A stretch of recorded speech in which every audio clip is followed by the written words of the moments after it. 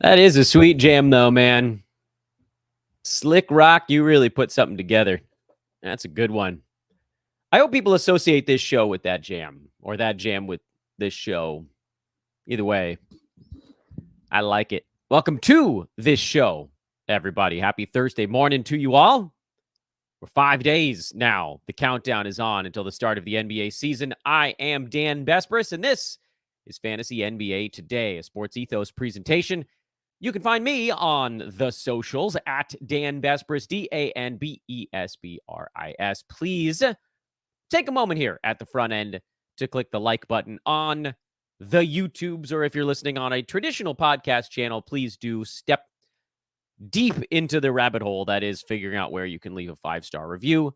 And everybody, please subscribe as well. Fantasy NBA Today is a daily show. We run Monday through Friday during the season. I know we've got more stuff going right now during the run-up to the NBA campaign, but that is a little bit different. At some point, we'll have to go back to a normal schedule. Right now, it's all over the map. So today, I thought I'd do something a little bit different.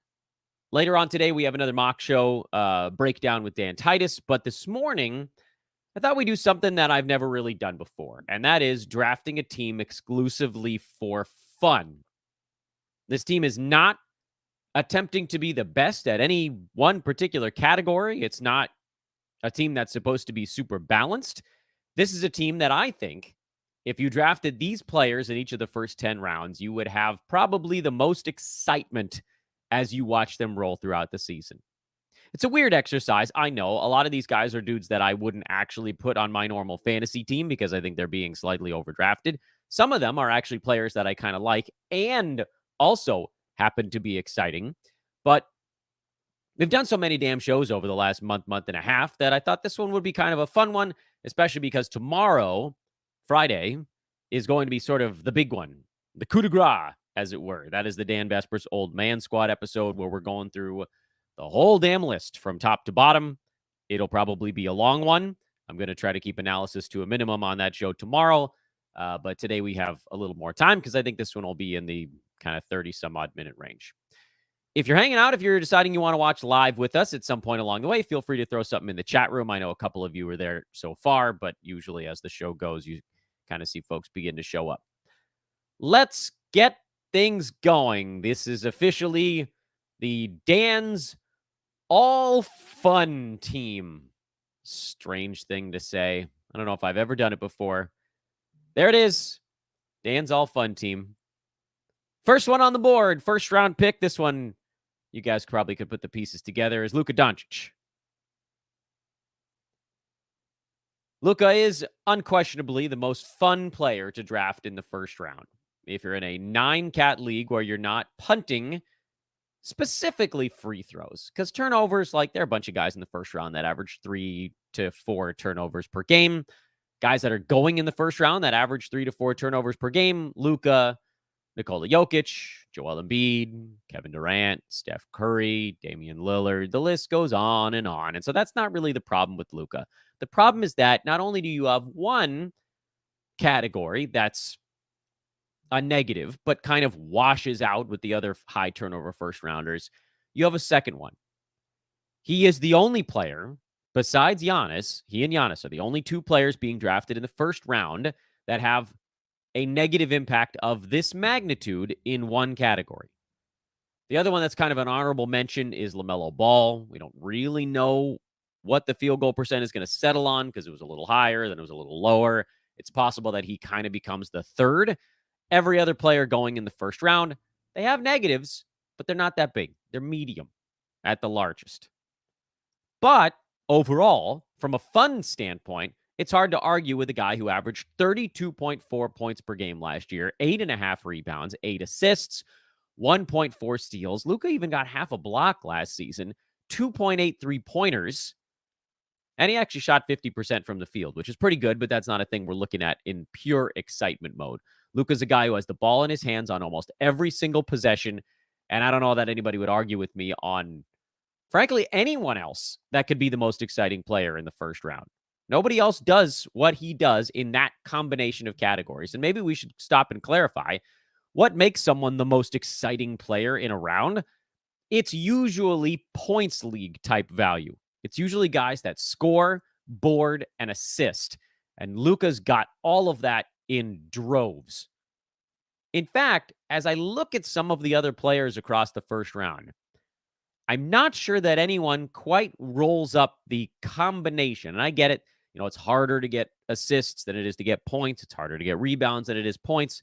So if you're just looking at sheer power of the impact in those three categories, I think Nikola Jokic still kind of wins the day a little bit. But if you're just adding them up, Luka's 32 plus 9 plus 8, basically, so we're going to go here, 49 combined, is the most of anybody at all. Joel Embiid is pretty close because his scoring and rebounding are so high, but his assists are low. Jokic, the points are a little bit too low. So there's just no one in the first round that does more in points, boards, and assists. And that's why, in my eyes, he's the most exciting player going in the first round. The most exciting player going in the second round is Anthony Edwards. And he's a guy like Luka that you probably won't see on that many of my fantasy teams because you know me. I'm looking at old. I'm looking at boring. I'm looking at guys that are not going to hurt me in categories that a lot of people overlook. And Edwards, like Luka, has problems in the what you traditionally call the points league categories. Last year, he shot 46% on high volume from the field. That was a negative. 76% on medium volume at the free throw line. That was a negative. And had over 3 turnovers per game, which, again, we talk about guys going in the first round, that kind of coming out in the wash. As you get into the second, third, fourth rounds, those types of places, big turnover guys do start to hurt you because the other people going in those rounds, the players that your opponents might be drafting, are probably in the 2s. That's where you start to fall behind a little bit.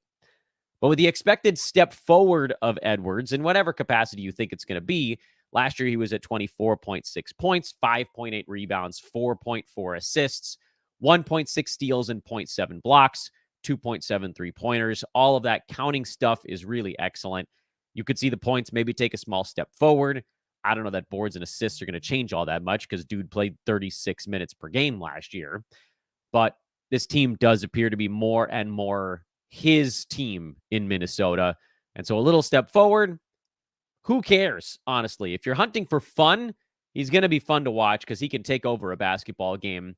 He's a wild man. Other kind of honorable mentions for the second round, Trae Young is pretty exciting, but we've sort of seen it, which I know is sort of a weird reason to say someone is no longer exciting. And that's probably your other option in round number 2. Round number 3, Victor Wembanyama. Something changed on the board there. I don't know what. Something switched. What did I do? Why did the graphics switch up? Well, it doesn't matter. It still looks right. Victor Wembanyama in the third round is your all-fun player.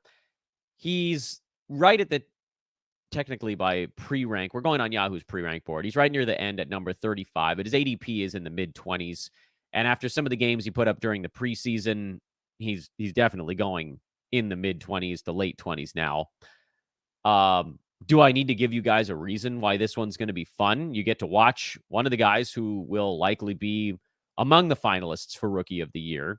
He's going to put up crazy numbers in scoring, boards, and blocked shots. We saw video of him nutmegging someone. We saw him making a leaping no-look pass kind of behind him while falling out of bounds. He does all sorts of crazy things that a 7'4" dude should not be able to do. Problem is that there are going to be some growing pains. Field goal percent, I don't think is going to be all that great. I think you're going to see him run out of gas at certain points. I think you're going to see turnovers pretty damn high for a center power forward, whatever you want to call him, on a basketball team. And that's going to be the thing that weighs his overall value down. But it's not going to be a lack of fun. I can't stop you guys. And honestly, like if someone drafts Victor in the 3rd round, it's not going to be me, but I am going to be jealous because while I'm diving in and going, okay, who are the guys here? I can squeeze a little value out of this. Someone's going to take Wemby and they're going to watch all of his games and they're going to just be sitting there like rubbing their palms together with whatever wild thing he's about to do. Because he's going to have some absolutely eye-popping games this year of, 4, 5, 6 blocks and mid-20s in points and 9 rebounds and probably a steal mixed in because, like, his arms stretch from one end of the court to the other. So how could you not get a steal? It's going to be nuts. In between the mistakes and the low efficiency days, it's going to be crazy. The run on Victor is going to be nuts too after this preseason push he's been on.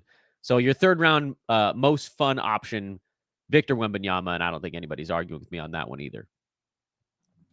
4th round most fun option is Jordan Poole, who also has a low floor. And the thing about these exciting players is they're exciting because they are high upside, low floor guys.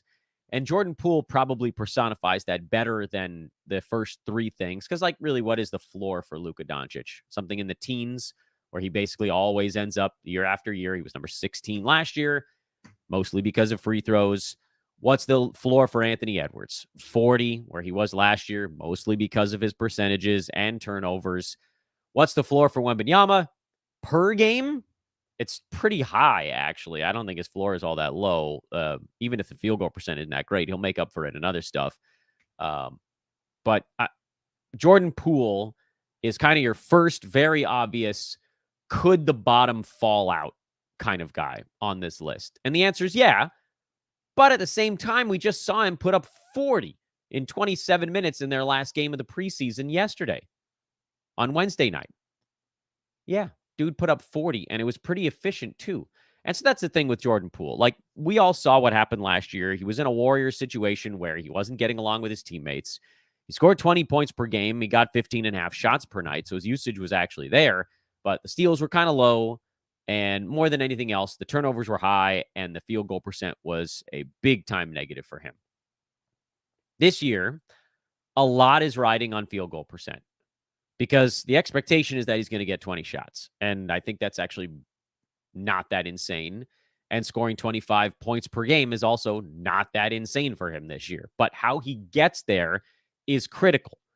Because if you're in a league where you are attacking field goal percent and you've got a guy taking 20 shots and shooting 43%, that is a huge negative impact on your club. There are guys that you can compare it to. I mean, LaMelo Ball's field goal percent last year is not that far off of that. He shot 41% on 20 shots per ball game. He got into the top 30, but he did it because he had 6.5 rebounds and 8.5 assists per ball game, as well as 1.6 defensive stats. Jordan Poole is not a big rebounder. He'll be fine in assists, but he's not going to be LaMelo Ball good. He doesn't get that many defensive stats. So, I mean, this is obviously the reason why LaMelo Ball is going at the end of the 1st round and Poole is going in the 4th. But that's one of those things, like, what floats a guy? Ball's field goal percent was crap last year. By the way, Poole will shoot a better free throw number than Ball, so that's an area he has an advantage. But if you're trying to compare those two guys and say, hey, why is one dude this far above the other? Well, it's because if the rest of their stuff doesn't look all that different, the assists and the rebounds will, and the steals will. And that stuff matters. If you took the rebounds and the assists away from LaMelo Ball and you took the steals away from LaMelo Ball, you have Jordan Clarkson. I know people are like, is that really possible? Could someone tumble that last year? 2.5 3-pointers, so LaMelo had a little bit of an edge there, but 4 boards, 4.5 assists, 0.7 combined defensive stats, decent free throw number, not great, and high volume 44% from the field. Where was Clarkson ranked last season? 184. Because you have to be good at more than 2 things. But if things break right for Jordan Poole in the sort of excitement factor thing we're talking about here, you get a game like last night where he scores 40 efficiently, bombs in 5, 6, 7 3-pointers, whatever it is, hits a ton of free throws, And then you've got 3, 4-ish things that are all pretty big positives. Let's keep moving. 5th round all fun team is Chet Holmgren. He's one of the all fun players that I actually kind of like just in general, which I know goes against all the tenets of the Dan Besbris Old Man Squad, which I need a rebrand. I need a rebrand on that. We call it the Old Man Squad because a lot of guys are veterans on that team, but it's not that everybody is 36, 37 years old. It's typically guys that are undervalued for some reason. Sometimes it's because it's a stat set that people don't realize equates to value. Sometimes it's because they've just been doing the same thing for 5 or 6 years in a row. I like Chet Holmgren, and he might end up on the Dan Besbris Old Man Squad. You'll just have to watch that show tomorrow to find out. The reason is he, like Wembanyama, like Jaren Jackson Jr., like Brook Lopez, like Miles Turner, these are guys, these are bigs who help you in percentages and get blocked shots. There's more that goes on. They can score a little bit. They can rebound a little bit. But at the end of the day, if you have a player who's good at blocking shots, good to great even, and a positive field goal percent guy, but not a hard negative in free throw percent, you have a big man who can rack up value and move up the board really, really fast. And Holmgren profiles as that fantasy stat set. He's sort of, Kristaps Porzingis also falls into that bucket. He's the next wave, part of this next wave of unicorn-esque basketball players where even a bad season for Chet, the floor is so incredibly high because he will have a decent field goal percent because he's giant. He's going to play near the rim. He has a good free throw percent because that's what he is. He can block shots because he's very tall and has shot blocking ability, and he'll get rebounds because he's going to be the biggest dude on the floor in a lot of ball games. Tallest, I should say, dude on the floor. I don't care that he's probably not going to score as much as people expect. He's probably more in the Brook Lopez range of 15, 16 points than he is in the JJJ of 19 or the Porzingis of 20 plus last year. That's fine. If Holmgren is Brook Lopez from last year, that was a top 25 guy per game. Will he get to 2.5 blocks over an entire season? That's asking a lot of a young dude who still has the spindly body of a podcast host. So, yeah, I think there'll be some breakdowns. He'll have to get some games off. He might not play in 70 some odd games like some of these other players I've been discussing. But again, like, I don't think there's the floor is still high and it'll be fun. That's the point. 6th round, all fun team. A fellow Thunder player in Jalen Williams. 6th round was a hard one, by the way, to figure out who the fun player was. There aren't that many guys between 61 and 72 that are both fun and it's like kind of useful. So like Paolo Banchero could be fun, but I felt too gross throwing him in the mix because like someone that's might finish outside the top 150. Same thing with Josh Giddey. It's just not as fun. Okay, so Paolo, I guess, is sort of your honorable mention. Points league fun. He's going to put up numbers, but he's going to get there in kind of a weird way. This, to me, was a hard round. So I went Jalen Williams because I think he's going to rack up a whole crap ton of peripheral stats. And I know that's not the most fun thing for people, but he's actually really good. And I'm hoping that this choice gets you guys to watch Jalen Williams. Can we just say that? I think he's going to have a really good fantasy season. And even if this round didn't have that many fun options, I think he's going to be a fun one because he'll help you win. 7th round, Jaylen Duran, who just moved up the Yahoo board. And we'll probably have to do a last show at some point here on the last Yahoo pre-rank board because they did just move some bodies around. That might end up having to be over the weekend. Jaylen Duran, who I think is extraordinarily fun. And maybe I have a different definition of fun than the next guy. But I find Jaylen Duran fun because of what he does to other people on a basketball court when they collide with him. I find it hilarious. It's like watching a car collide with a scooter. Okay, that's a little morbid. Let's assume there was no one on them. Okay, the car and the scooter are both being driven by crash test dummies or automated, whatever. That's what Jaylen Duran on a basketball court looks like. And he's still such a young dude. That's the part that really blows me away. This is like, I think last year he was one of the youngest players in the entire league. He's not even 20 yet. He'll be 21 month from yesterday. That dude was not barely 19 in his first NBA season, and people just bounce off of him. He's listed as 6'11", 250, and it is just brick. I know we think of LeBron, we think of Zion, when we think of like the biggest, strongest dudes. Jaylen Duran doesn't have that same husk to his core. He's taller, so maybe that stretches him out a little bit. But he is, I think, one of the strongest players in the NBA. Like, he's never going to win a, like, pure, like, girth weight kind of wrestling match with someone like a Steven Adams who's just bigger. But Jaylen Duran has that type of strength, just sub that type of strength, and the athleticism of guys that leap out of the building, like the Mitchell Robinson type of leaping, but with strength. It's so, in my eyes, it's so fun to watch. I beg of you guys, please watch Jaylen Duran, watch some Pistons games, and just watch what the people around him do when he goes up for a rebound. I feel like I'm watching a synchronized swimming thing. Like, the overhead view is all these bodies laying on top of Jaylen Duran, and he just bursts through from the middle, and everybody else falls backwards in this delightful swimming it looks like a flower blooming kind of thing.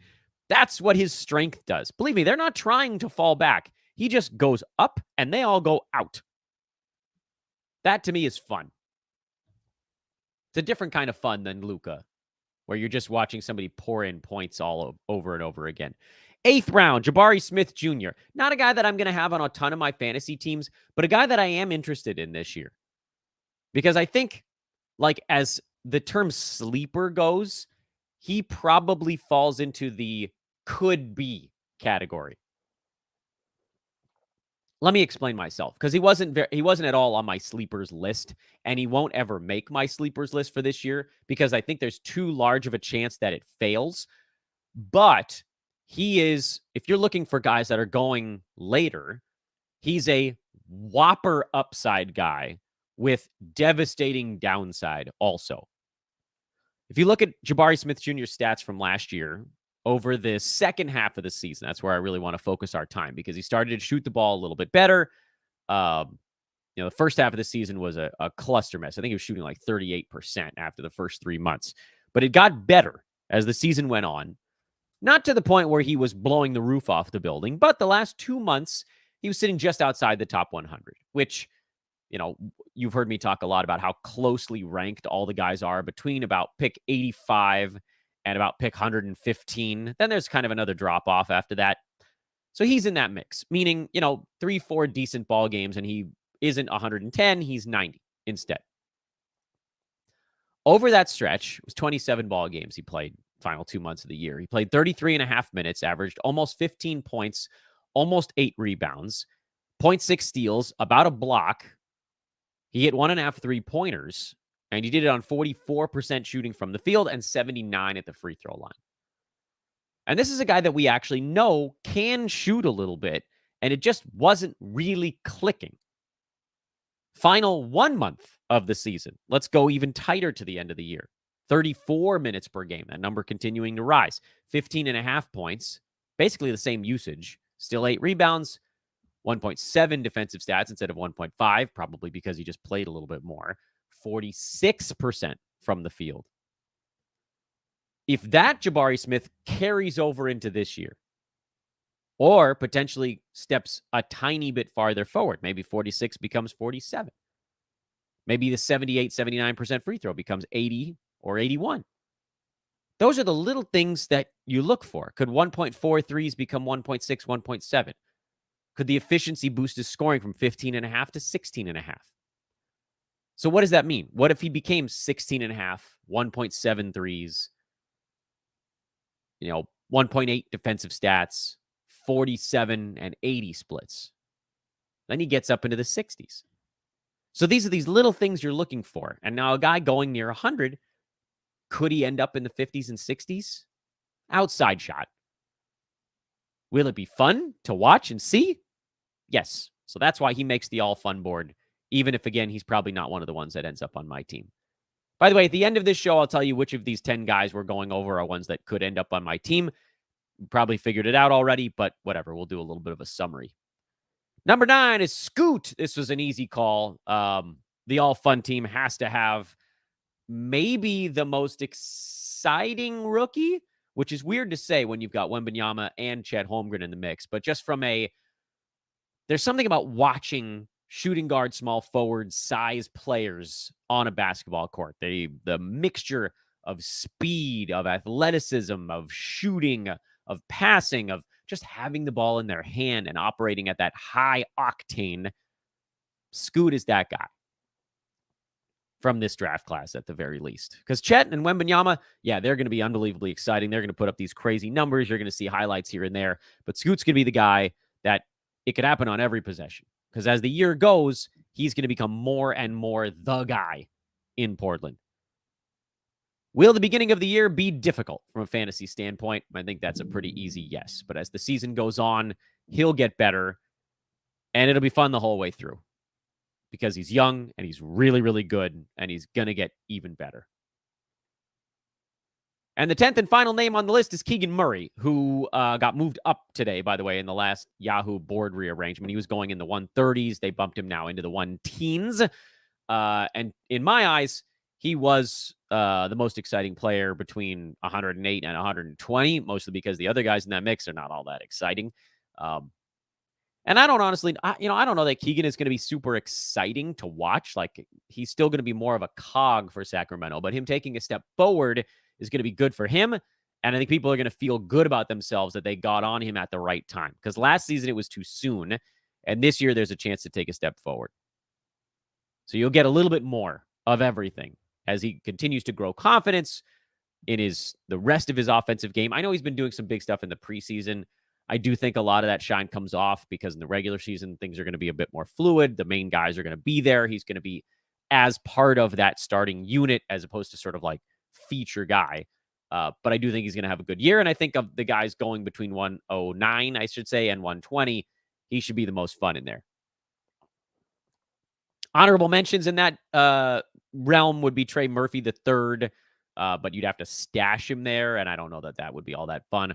Honorable mention in the previous round, if you weren't going to go Scoot, would have probably been Austin Reeves as an interesting play there.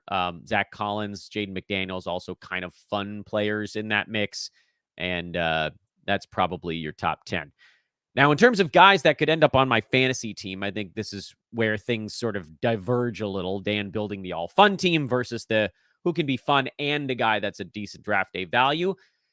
You're probably looking at Chet Holmgren in the 5th as fun and value. Jalen Williams in the 6th as fun and value. Jaylen Duran in the 7th as fun and value. And Keegan Murray in the 10th as both fun and value on this list of the Dan's all-fun team. Weird little exercise today. I know, not lists of guys that I'm necessarily going to draft, but if you wanted to have a team where you looked at it at the end and you were like, hell yeah, that's going to be a fun one to watch, I think this would be that particular team. Folks, please do remember to like, subscribe, rate, and review. Find me on social media. I repeat it over and over and over again. It's so critical to everything we're doing here. At Dan Besbris on Twitter. And use promo code ETHOS20 over at manscaped.com to get 20% off your order and free shipping on the brand new futuristic freaking lawnmower 5.0. Waiting for mine to come in the mail. I'm so excited to use it, and I'm going to use it on air, so get ready for that. That'll probably be once the season starts. Tomorrow, maybe I'll shave my face right in the middle of the Dan Besbris Old Man Squad. What does an old man do? An old man shaves. I'm a disgusting lout, I know. Also, make sure to pick up a fantasy pass over at sportsethos.com, complete with the brand new draft tracker tool, not hooked up to an internet connection. So you can use that no matter where you are, honestly. If you are having issues, you can draft on your phone. You can use the tracker on the computer. It's really cool to have. There are workarounds. People were asking if you need Excel, and the answer is no. It's easiest if you have Microsoft Excel. But Andre on our staff can help you with workarounds if that's not functioning well on your computer. Also, novices, intermediate players, experts alike, grab the Brewski 150. That's available in all bundles and subscriptions that include the NBA Fantasy Pass over at Sports Ethos. And for a limited time, you can upgrade and get NFL and baseball coverage as well. That's in the all sport. That's just $8 a month, only $2 more than getting the NBA Fantasy Pass by itself. We'll have so much more to come here. I know not that many days left before the season starts, but a lot left on the docket. The Old Man Squad coming up on tomorrow's show is probably the one I am most excited about. We'll do one last Yahoo board redux, and we'll break down some real drafts because I've got one coming up in a couple of hours today. I've got, I think, 4 or 5 over the weekend, and then 1 or 2 more on Monday before the season kicks off on Tuesday night. I am, once again, Dan Vespers for Fantasy NBA. Today, a Sports Ethos presentation. Thanks for hanging out. We built something fun today. I'll talk to you later.